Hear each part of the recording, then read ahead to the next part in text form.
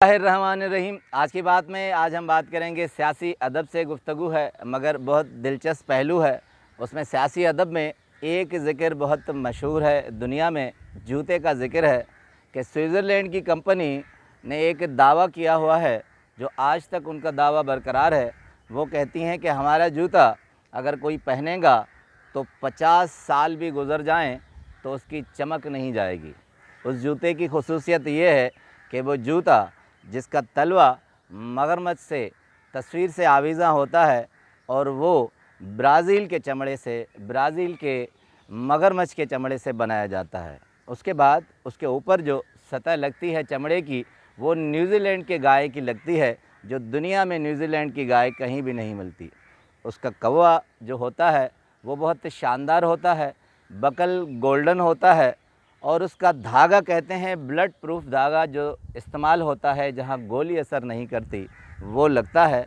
और ये न्यूज़ीलैंड इसकी स्विट्ज़रलैंड की कंपनी के इस जूते का दावा है कि ये सिर्फ़ 100 ख़ानदान दुनिया में है उनके लिए बनाती है, और जो मेंबर होता है वो उसके लिए बनाती हैं, वरना दुनिया में किसी भी शख्स को कोई भी कीमत अदा करे नहीं दिया जाता। तो इसके लिए एक सियासी हवाला है। ज़ाहिर शाह अफ़गानिस्तान के प्रेसिडेंट थे, वो उसके मेंबर थे। 1952 से लेकर 53 तक वो उसके मेंबर रहे, और उसके बाद 53 के बाद उन्होंने अपना ही जानशीन एक मुकर्रर किया था, और उसका नाम था सरदार मोहम्मद दाऊद ख़ान। सरदार मोहम्मद दाऊद ख़ान को उन्होंने अपनी हमशीरा दी थी, और 1953 के बाद वो इक़्तिदार में आए थे। सरदार मोहम्मद दाऊद ख़ान 1909 में पैदा हुए, काबुल की गलियों कूचों में पले बड़े थे, अफ़गानिस्तान का मज़बूत हवाला थे, और वो इब्तदाई तालीम तो अफ़गानिस्तान में हासिल की, मगर उसके बाद वो फ़्रांस पढ़ने गए, अमेरिका पढ़ने गए, बहुत आला तालीम हासिल की और बहुत सी खूबियों के मालिक हो गए। मगर 24 साल की उम्र में वो अफ़गानिस्तान में आके जनरल बन गए।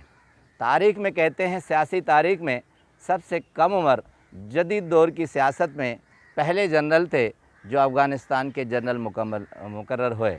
उसके बाद कहते हैं सरदार मोहम्मद दाऊद ख़ान ने ज़ाहिर शाह के ख़िलाफ़ साजिशें शुरू कर दी, जो ज़ाहिर शाह को मालूम हो गई, मगर कुछ अरसे के बाद उन्होंने फ़ौज का ओहदा भी रखा हुआ था, डिफेंस मिनिस्टर भी थे और प्राइम मिनिस्टर भी बन गए 1953 में। ज़ाहिर है इतनी बड़ी ताकत के साथ ज़ाहिर शाह उसका मुकाबला न कर सका, जिसने अपनी हमशीरा उसे दी थी, उसका तख्ता उलट करके वो ख़ुद इक़्तिदार में आ गए। अब इक़्तिदार में जब आए तो ताकत का इतना ज़ोम था कि बेपनाह उन्होंने अपने इख्तियारात का इस्तेमाल किया। अब आते हैं उस दिलचस्प पहलू पे कि ज़ाहिर शाह उस कंपनी के मेंबर थे, उस जूते की, स्विट्ज़रलैंड की, तो उसके बाद दाऊद ख़ान भी हो गए। अब वो जूता उनका इतना फेवरेट था कि वो जब भी जाते थे उसे पहने रहते थे, उनके फेवरेट मशगूलात में शामिल था। अब जब वो इक़्तिदार में आ गए तो इतनी बड़ी पावर, तो वो भूल गए कि ज़मीन का कानून क्या होता है। उन्होंने मस्जिदों को ताले लगवा दिए अफ़गानिस्तान में, और स्कर्ट मॉडर्न ज़नाना यूनिवर्सिटी और स्कूलों में लाजमी करार दे दिया, और उन्होंने वो सारी बेपर्दगी का इंतज़ाम किया जो इस्लाम के बरख़िलाफ़ था। उसके बाद सरदार दाऊद ख़ान ने अफ़गानिस्तान के 25 शहरों में शराब खाने शुरू कर दिए और अयाशी शुरू कर दी, और वो तमाम लवाज़मात जो एंटी इस्लाम थे वो उन्होंने जारी कर दिए। सरदार दाऊद ख़ान ने ये ऐलान कर दिया कि अगर यूरोप का कोई निज़ाम अफ़गानिस्तान में लागू होगा तो उसे मना नहीं किया जाएगा। एक मुहावरा बहुत उन दिनों मशहूर हुआ कि यूरोप काबुल से शुरू होता है, यूरोप अफ़गानिस्तान से शुरू होता है। काबुल बहुत बड़ा मरकज़ था। उन्होंने अक़ूबतें और अज़ियतें इतनी कर दी कि अगर कोई भी मुखालिफ मुज़ाहरा करता था तो सारे मुज़ाहरे को उड़ा देते थे। अब हैरत ये हो गई कि फ़ौज भी उनके ज़ेर दस्त थी, डिफेंस मिनिस्ट्री भी उनके ज़ेर दस्त थी, और वो प्रेसिडेंट भी अफ़गानिस्तान के बन गए। मगर कहते हैं अवामी बगावत एक ऐसी चीज़ होती है कि अवाम ने बगावत कर दी, और आखिरकार अफ़गानिस्तान की फ़ौज ने भी उसके ख़िलाफ़ बगावत कर दी।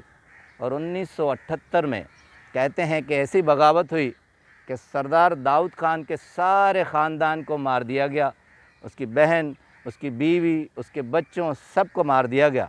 मगर सरदार दाऊद ख़ान के साथ बड़ी जबर अंगेज़ मौत वाक़ हुई। کہتے ہیں کہ فوج نے ایک جیپ لی اور رسی سے سردار داؤد خان کو باندھا اور پورے کابل شہر میں صبح سے شام تک گھسیٹا اور سب کو کہا گیا کہ جس کا جو چیز چاہے کرے۔ اسے ٹھڈے مارے گئے، اسے تھوکوں سے نوازا گیا اور سخت عقوبتیں دی گئی۔ جب شام ڈھلنے لگی تو ایک گڑھا کھودا گیا۔ کہتے ہیں سردار داؤد محمد خان کے خاندان کے 30 افراد کو اس اجتماعی گڑھے میں دفن کیا گیا۔ اب حیرت کی بات کہ وہ صبح سے شام تک جب گھسیٹا جا رہا تھا تو سردار داؤد خان کے پاؤں میں وہی جوتا پہنا ہوا تھا۔ اب کہتے ہیں کہ 1978 میں یہ اجتماعی قبر جب بند کی گئی، گڑھے کو بند کیا گیا، نہ غسل دیا گیا، نہ جنازہ دیا گیا کہ کپڑے تبدیل کیا جائیں اور کفن پہنایا جائے۔ اب حیرت کی بات کہ 30 سال کے بعد 2008 میں جب پیٹرول کی کھدائی کے لیے ریسرچ کی گئی تو اس گڑھے کو کھودا گیا۔ کوئی بھی لاج سلامت نہیں تھی، مگر کہتے ہیں کہ ایک پاؤں ایسا ملا کہ اسے جب اٹھایا گیا تو مٹی وہاں سے ہٹی تو سیدھی چمک گڑھے کے کھدائی کنندان کے آنکھوں میں آئی اور وہ سمجھ گئے کہ یہ وہی سوئٹزرلینڈ کا جوتا ہے جس کی چمک 50 سال تک برقرار رہتی ہے۔ لیبارٹری میں لایا گیا تو یہ تصدیق کی گئی کہ 30 سال کے بعد اس سوئٹزرلینڈ کے جوتے کی چمک نہیں گئی جس میں نیوزی لینڈ کی گائیں اور ایک ہاتھی کے کان کی چمڑا اور برازیل کے مگرمچھ کا چمڑا تلوا وہی سلامت تھا۔ جوتا اسی آب و تاب کے ساتھ چمک رہا تھا۔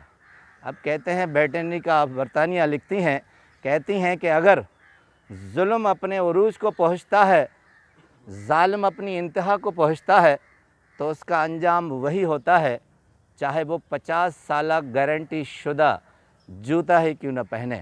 ہم کیم خواب چیزیں استعمال کرتے ہیں، اپنے اختیارات، تمام اختیارات اپنے ہاتھوں میں لیتے ہیں، مگر وقت فیصلہ کرتا ہے کہ ہمارے ساتھ کیا ہونا ہے۔ ہم طاقت کے زوم میں اتنا ابھر آتے ہیں کہ ہمیں نہیں لگتا کہ ہم بہت قیمتی چیزوں سے لبریز ہیں۔ ہمارے ہاتھوں میں جو طاقت ہے وہ جا بھی سکتی ہے۔ ہم اسی طرح سڑکوں پہ جہاں راج کرتے ہیں وہیں گھسیٹے جا سکتے ہیں۔ ہم جن چیزوں کو 50 سالہ ضمانت کی چیز سمجھتے ہیں ہم دفن ہو جاتے ہیں، چیزیں رہ جاتی ہیں، مگر ہمارا نام ہمارے ہی اعمال اور کاموں سے یاد رکھا جاتا ہے۔ اس لیے دنیا میں، زندگی میں انفرادی طور پر یا اجتماعی طور پر آپ کے پاس طاقت آئے تو آپ اس پر زوم مت کیجیے۔ یہ چیزیں یہیں رہ جانی ہیں، وہ چیزیں چمک دیتی رہیں گی مگر آپ کی چمک دنیا میں نہیں رہے گی۔ آپ کا بہت بہت شکریہ۔